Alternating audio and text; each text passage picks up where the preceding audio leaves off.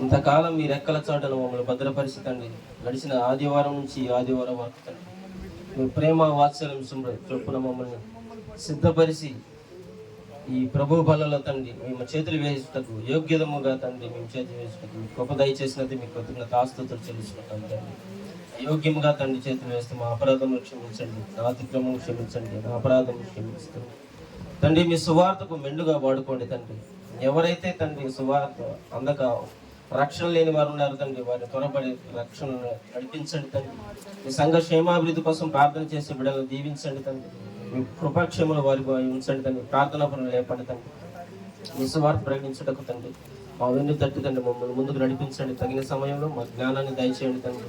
అలాగే తండ్రి ఎన్నిక లేని వారం తండ్రి, ఏ యోగ్యత లేని వారం తండ్రి, వాళ్ళు ఏమాత్రం మంచి లేని వారం తండ్రి.